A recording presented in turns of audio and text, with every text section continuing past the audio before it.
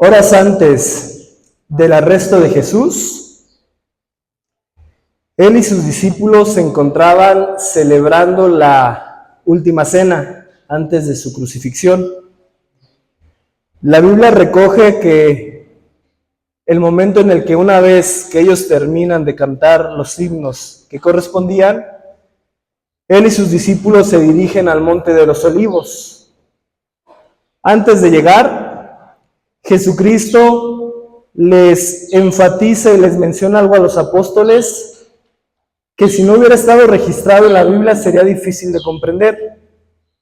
Les señala: el día de hoy todos ustedes se escandalizarán de mí.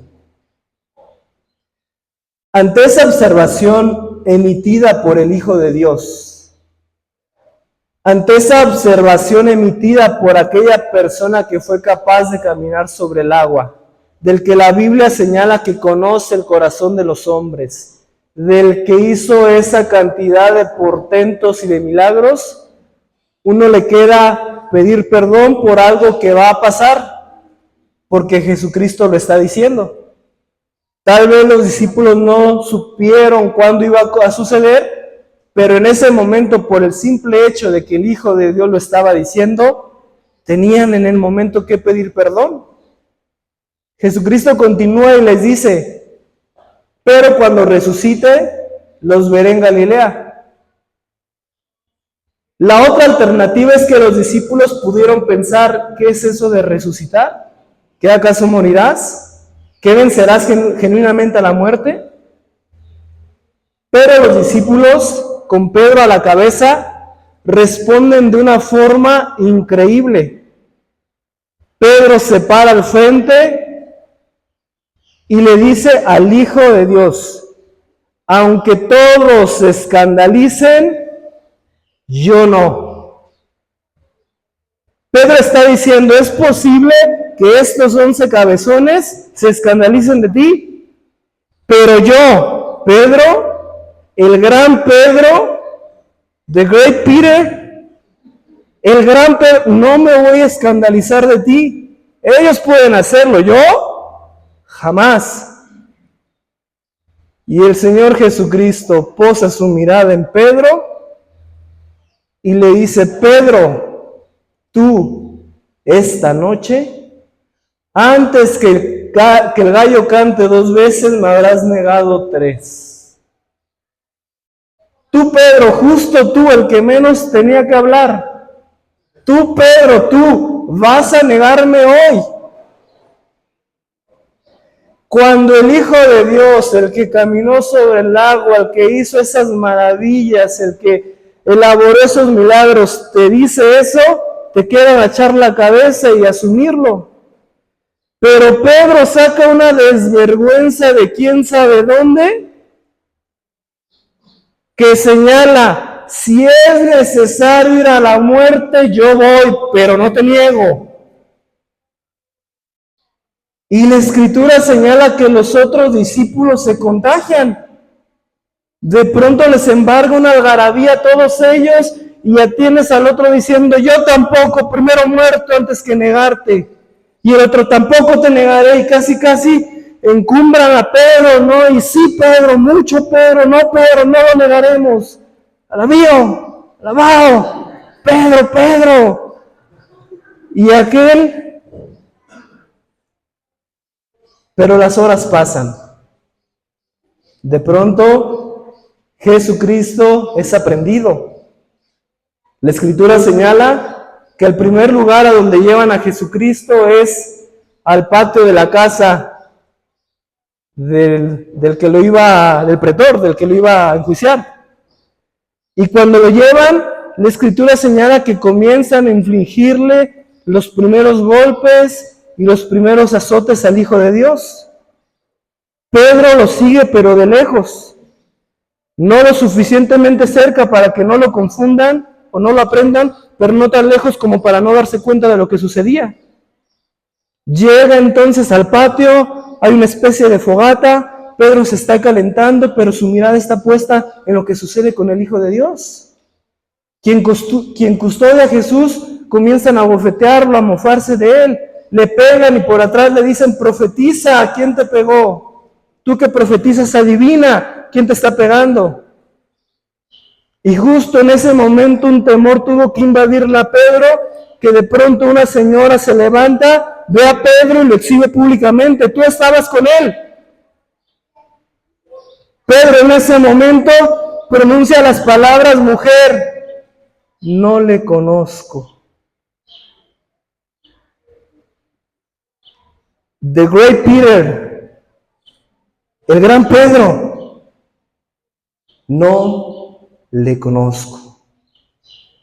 La Escritura menciona que pasa una hora, un hombre se levanta, claro que estabas con él, eres Galileo. No, hombre, no le conozco. La Escritura señala que alguien más se levanta, que sí estabas con él. Tu forma de hablar es igual a la de él. Y Pedro, dice la Biblia, que comienza a maldecir y a jurar que no conozco al tal. Y apenas Pedro maldice, se escucha el canto de un gallo. Ese canto tan profundo que carcome sus huesos y de inmediato posa su mirada al Hijo de Dios que está siendo abofeteado, que está siendo golpeado. Jesucristo ve a Pedro y ahí Pedro se destruye. La Escritura dice que Pedro sale a llorar amargamente. Iglesia, sea bienvenida a estas nuestras predicaciones dominicales, en donde vez con vez buscamos glorificar el nombre de Dios. El día de hoy vamos a hablar sobre un tema lleno de júbilo, por más que esta introducción pareciera triste. Este tema que vamos a hablar es el tema fundamental, es el tema, es la piedra angular del cristianismo. Es sobre lo cual el cristianismo se enarbola. Si tú tumbas esta piedra angular, todo el cristianismo se viene abajo. Hoy vamos a hablar sobre la resurrección. La resurrección. El título de este tema es: El humillado ha sido exaltado. El humillado ha sido exaltado. Saquen sus Biblias, hermano, por favor, en el libro de Marcos, capítulo 16. Libro de Marcos, capítulo 16, versículos del 1 al 8. Cuando lo tengan, me lo hacen saber mediante un amén, por favor. Libro de Marcos, capítulo 16, versículos del 1 al 8. Muy bien, vamos a leerlo todos juntos. La palabra de Dios dice así: Cuando pasó el día de reposo, María Magdalena, María la madre de Jacobo y Salomé compraron especies aromáticas para ir a ungirle. Y muy de mañana, el primer día de la semana, vinieron al sepulcro, ya salido el sol. Pero decían entre sí: ¿quién nos removerá la piedra de la entrada del sepulcro? Pero cuando miraron, vieron removida la piedra, que era muy grande. Y cuando entraron en el sepulcro, vieron a un joven sentado al lado derecho, cubierto de una larga ropa blanca, y se espantaron. Mas él les dijo: no os asustéis, buscáis a Jesús Nazareno, el que fue crucificado. Ha resucitado, no está aquí. Mirad el lugar en donde le pusieron. Pero id, decid a sus discípulos y a Pedro, que él va delante de vosotros a Galilea. Ahí le veréis como os dijo. Y ellas se fueron huyendo del sepulcro, porque les había tomado temblor y espanto, ni decían nada a nadie, porque tenían miedo. Amén. Su atención acá, por favor. Nos ponemos en contexto. Llevamos años predicando el Evangelio de Marcos, y esta es la parte final. Este Evangelio es muy dinámico. En los primeros capítulos menciona varias cosas en pocos capítulos, pero cuando aborda la semana última de Jesucristo en esta tierra, pareciera que el tiempo comienza a ralentizarse. Marco es muy cuidadoso y muy lento a la hora de registrar la última semana de Jesús. De hecho, la iglesia primitiva le llamó el Evangelio de la Pasión de Cristo, con una breve introducción, porque le da mucha importancia a la última semana del Cristo. La última vez que me tocó predicar, vimos la profundidad de la muerte de Cristo.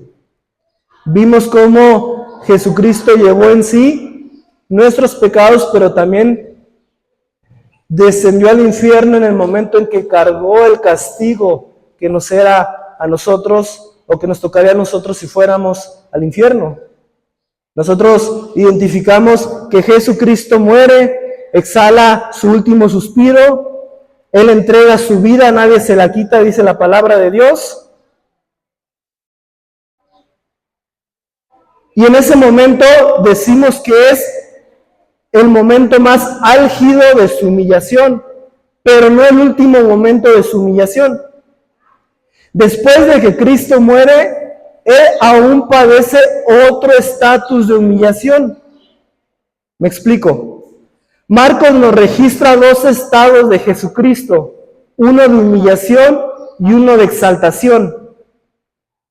Dios es uno en esencia, en tres personas: Dios Padre, Dios Hijo y Dios Espíritu Santo. Ese Dios habita en la eternidad. En algún momento decide encarnarse en la persona de Jesucristo. Dios toma para sí una naturaleza humana y viene en la persona de Jesús. Eso es el primer momento de humillación de Dios Hijo. Cómo Dios, estando en lo eterno, se hace temporal. Cómo adiciona para sí una naturaleza finita. Comienza su humillación para nacer de una mujercita pecadora, pero bienaventurada, pero pecadora, llamada María. El Todopoderoso, el Alfa y el Omega, nace de una mujer. Pero su humillación no termina ahí, sigue a lo largo de su vida misma. Jesucristo tuvo que sujetarse a la ley.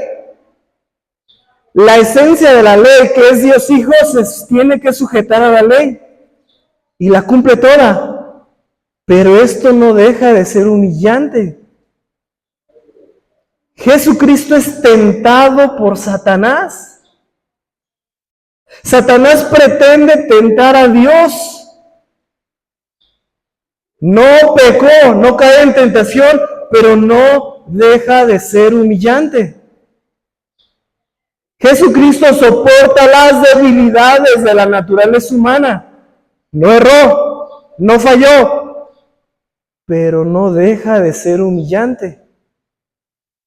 Aún en su misma muerte,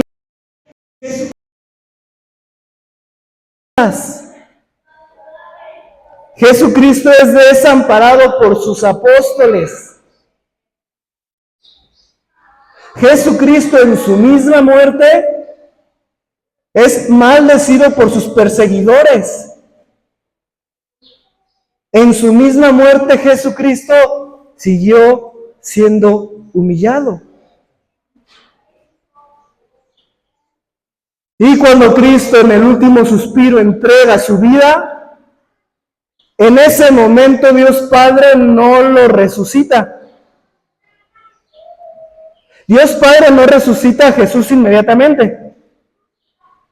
Jesucristo muere un viernes a las 3 y resucita el domingo. Hay un lapso que es el día sábado.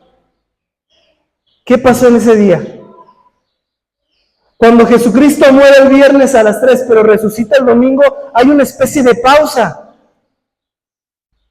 Se predica mucho del viernes, se predica mucho del domingo, pero ese interludio, ¿qué pasó con él?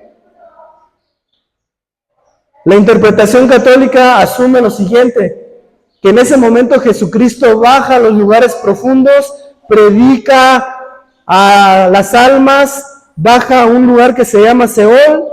El Seol está dividido en el seno de Abraham, en el Gena o el infierno, baja por los del seno de Abraham y lo sube. Pero esa es una interpretación católica. y no está bien definido en la Biblia que eso haya pasado. Algunos otros afirman que Jesucristo descansó, como era el Shabbat. El Shabbat es una celebración de los judíos, que Dios trabaja 6 días y al séptimo descansa. Jesucristo descansó ese día, pero tampoco está bien definido. Pero sí se habla sobre algo. Cuando se habla de la resurrección se dice que Jesucristo resucitó de entre los muertos. La Biblia asume que en el momento en el que Cristo está en la cruz y entrega su propia vida, su cuerpo va al sepulcro de José de Arimatea, pero su alma va bajo las prisiones de la muerte. Jesucristo verdaderamente murió. Su alma momentáneamente se encontró aprisionada bajo el imperio de la muerte. Su alma se encontró en la más densa oscuridad, aislada. La muerte tuvo imperio sobre él momentáneamente.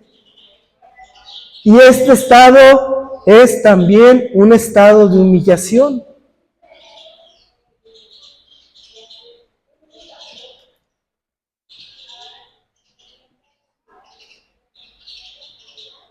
Por tanto, este es el panorama general. Cristo humillado en su concepción, Cristo humillado en su nacimiento, Cristo humillado en su vida, Cristo humillado en su muerte, Cristo humillado después de su muerte. Por eso la Escritura dice que no tenemos un sumo sacerdote que no se pueda compadecer de nosotros, sino uno que fue tentado en todo, en la semejanza de nuestra carne, pero sin pecado. Jesucristo se puede compadecer de nuestro estado de humillación que tenemos porque Él lo vivió. No pecó, pero estuvo en un estado de humillación. Si algo tenemos nosotros firme, hermanos, es que nosotros nacimos para morir. Tú puedes haber nacido en una familia rica, pero las contingencias de la vida te pueden hacer pobre. Tú puedes haber nacido en una familia unida, pero los avatares de la vida te pueden desunir. Hay algo seguro, y es la muerte. De hecho, conforme pasan los días, hermanos, conforme pasa esta vida, nuestro cuerpo se desgasta. Nosotros vemos que los vasos capilares se vuelven más rígidos, y eso produce que nuestro corazón se esfuerce más para bombear sangre. Se pierde nuestra visión, se pierde nuestra audición. Los huesos se vuelven más frágiles, más chicos, menos densos. Las personas más grandes que se caen tienen una probabilidad alta de romperse un hueso porque algo seguro estamos en detrimento. Nos estamos deteriorando. La Biblia no solo dice que la parte física es el deterioro. La Biblia señala que nuestra humillación es compartida también en nuestra parte interna. Somos personas que nacemos con una inclinación a la maldad. Todos los que estamos aquí desde el momento de nuestro nacimiento, por la herencia de Adán, vamos al pecado. Mentimos, chismeamos, criticamos, juzgamos, envidiamos. Ese es el diagnóstico de Dios. Nacimos corrompidos, chuecos. Vamos hacia un lugar que es la muerte, y las cosas buenas que aparentemente hacemos, las hacemos no con el fin correcto de agradar a Dios. Siempre tenemos intenciones subrepticias escondidas para hacerlas, pero no con el objetivo de agradar a Dios, de glorificarlo. Ese es el diagnóstico divino. Y ese diagnóstico le han llamado que la vida es esta tragicomedia. De hecho, hay un salmista muy famoso que dice: no vale nada la vida no vale nada. Comienza siempre llorando y así llorando se acaba. Por eso es que en este mundo la vida no vale nada. Hay otro salmista que se llama Benedetti, que lo puso en estas palabras poéticas y dice: el cuento es muy sencillo. Usted nace, contempla atribulado el rojo azul del cielo, el pájaro que migra, el torpe escarabajo en su zapato, que su zapato aplastará valiente. Usted sufre, reclama por comida y por costumbre, por obligación llora limpio de culpas, extenuado, hasta que el sueño lo descalifica. Usted ama, se transfigura y ama por una eternidad tan provisoria, hasta que el orgullo se vuelve tierno y el corazón profético se convierte en escombros. Usted aprende y usa lo aprendido para volverse lentamente sabio, para saber que al fin el mundo es esto: en su mejor momento, una nostalgia; en su peor momento, un desamparo; y siempre, siempre un lío. Entonces, usted... Esa es la gran tragicomedia de la vida. Es una vida ruin. Es una vida de sufrimiento. Es una vida que va a acabar con la muerte. Es una vida de pecado, de violencia. Vivimos en una sociedad altamente violenta. Sin embargo, el domingo, después de la crucifixión, muy de mañana, 3 mujeres van al sepulcro del muerto para ungirle. Entre tanto van al sepulcro, estas mujeres piensan: ¿quién nos va a ayudar a remover esta piedra que es enorme? Llegan al sepulcro, la piedra está removida, ingresan y ven a un joven con vestiduras blancas. Y este joven con vestiduras blancas pronuncia la mejor frase que las Escrituras registran. Yo soy de la idea que no hay mejor frase en la Biblia, en toda la Biblia, que la que este joven ángel de vestiduras blancas menciona. Buscan al Jesús Nazareno que fue crucificado, no está aquí, ha resucitado.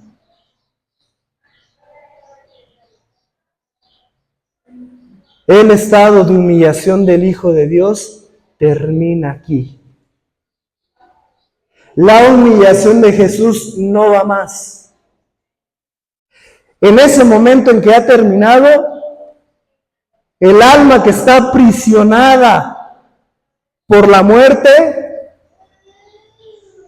se desprende de esa sujeción y va al cuerpo de Jesús, al cuerpo que en algún momento estuvo deformado por los golpes, pero que en ese momento, aun cuando su cuerpo continúa con las mismas propiedades esenciales, ya no tiene la finitud, ya no tiene imperfección. En ese momento el alma de Cristo sale de la esfera de la muerte. Y en ese momento Cristo se incorpora. La muerte ha sido muerta. La muerte ha sido muerta. Y es en ese momento en donde el Hijo de Dios, en donde Jesucristo se declara Hijo de Dios. En ese momento en el que Cristo logra vencer la muerte, Él dice: yo soy. Porque yo tuve el poder por mí mismo de volver a la vida. Yo resucité para no volver a morir más. Esto es, no Buda, no Mahoma, no Zoroastro, no Vishnu, no Anubis, no Osiris, no la Virgen María, no el Papa, no Charles T. Russell, no José Smith, no el pederasta de la San Joaquín. Nadie. Yo soy, dice Jesús. Y Él se declara a sí mismo Hijo de Dios resucitando de los muertos. Es una validación que el Padre hace de Jesús. En otras palabras, el día de hoy tú estás emprendiendo una búsqueda moral. Si el día de hoy tú estás en medio de estas voces buscando la verdad, si el día de hoy tú estás anhelando saber cuál es el camino que ha de seguir tu vida de entre todas las voces que se levantan, tu búsqueda termina aquí. Porque Dios Padre valida al Hijo de Dios resucitándolo de los muertos. De todos los que te nombré, tú puedes encontrar sus restos. Del Cristo no. Una civilización completa para sus labores, para recordar su muerte. ¿Por qué con Jesús? ¿Por qué el mundo entero no paraliza sus labores continuas con Mahoma? ¿Qué tuvo Jesús que no tuvieron los otros iluminados? La misma historia nuestra se divide. El impacto de Jesús fue tal que se cuenta antes de Cristo y después de Cristo. En ese momento el Hijo de Dios es declarado Hijo de Dios. No por la declaración propia, pero porque hubo un milagro de resurrección.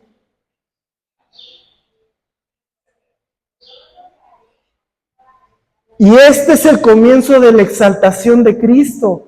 Pero su exaltación no termina aquí. La Escritura señala que cuando Cristo resucita, se le aparece durante 40 días a más de 500 personas, dando testimonio de que en efecto resucitó. Y al final de estos 40 días, Jesucristo asciende a lo alto. Y este es el segundo estado de exaltación. La Escritura señala que cuando Cristo asciende, da dones a los hombres. ¿Qué significa esto? Que la ascensión de Jesucristo te repercute a ti, me repercute a mí, en que ahora tenemos las habilidades para poder glorificarle.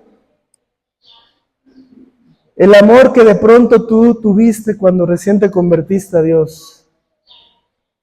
Que a lo mejor eras un hombre amargado, una mujer amargada, y que de pronto recuerdas ese primer amor en tu vida, y que llegó Jesucristo, y que no entendías qué pasaba, pero algo ardía dentro de ti, y que entonces tu vida parecía que cobró algún color, que eran tonos grises, y de pronto ya querías hablarle a la gente de Dios, y de pronto ya estabas... como Pepito en Comal dice que querías hacer algo por Dios y les hablabas porque te dio esos dones a ti, porque tuviste tu primer amor. Y no importaba nada más en la vida.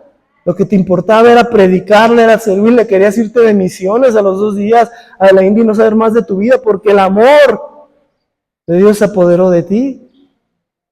Porque Dios dio dones a los hombres. Porque mediante la ascensión de Jesucristo, Él logra que nosotros pongamos nuestra mirada ahí arriba. Muchos hermanos me han dicho, ¿cuándo para que yo me levantara un domingo aquí? Y estar yendo a una iglesia. Mis domingos eran muy diferentes. Llegaba a las 10, no me iba. Pero de pronto algo pasó en mí que mis inclinaciones buscaron amarle, buscaron seguirle, buscaron predicarle. Bueno, todo esto lo ganó Cristo con su resurrección. Y cuando Cristo es ascendido a los cielos, la Escritura señala que se sienta a la diestra del Padre.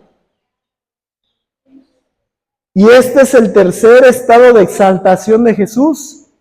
¿Qué significa que el Cristo haya sentado a la diestra del Padre? Que en ese momento Jesucristo intercede por ti e intercede por mí. Hermano, quiero ser claro. Si el día de hoy tú sigues aquí, si el día de hoy a pesar de tus pecados, de tu insolencia, de tu desvergüenza, sigues aquí, no es por tu capacidad, es porque tienes al Hijo de Dios sentado a la diestra del Padre, intercediendo por ti.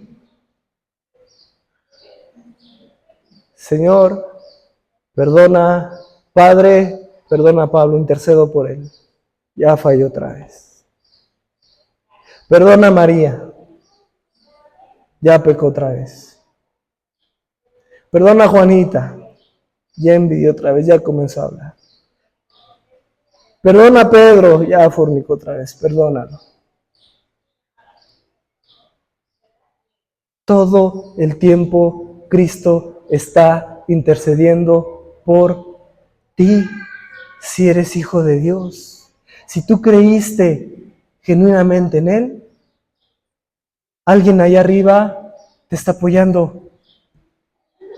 Alguien allá arriba está dando la cara por ti.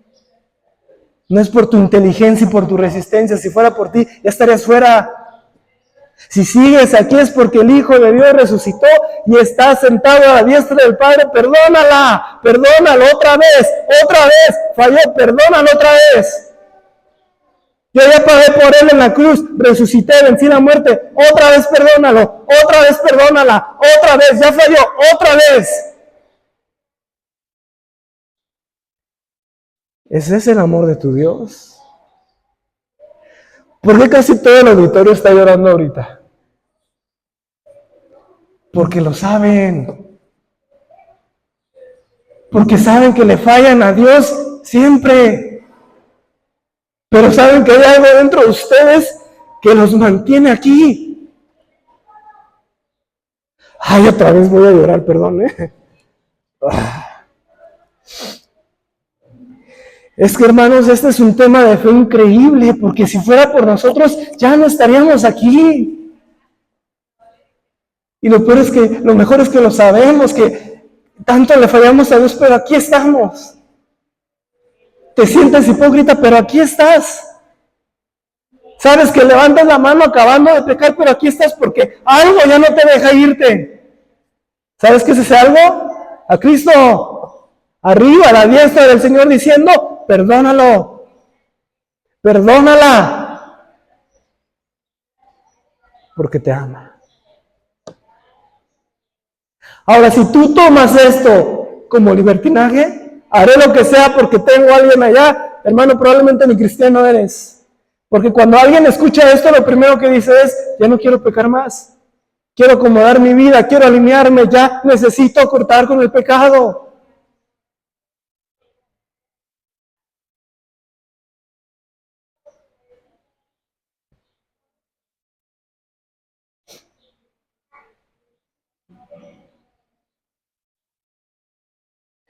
Porque si Cristo resuelve tu muerte,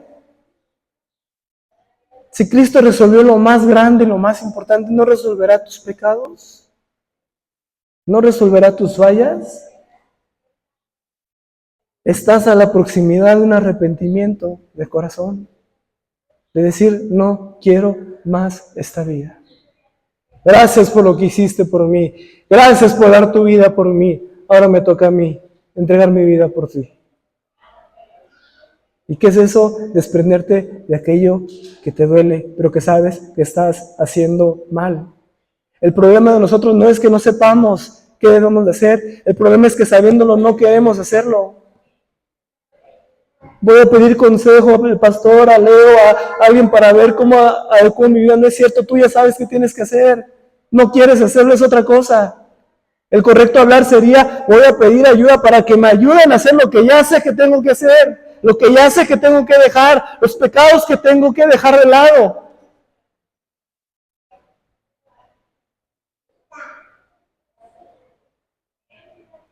Porque Cristo lo merece todo.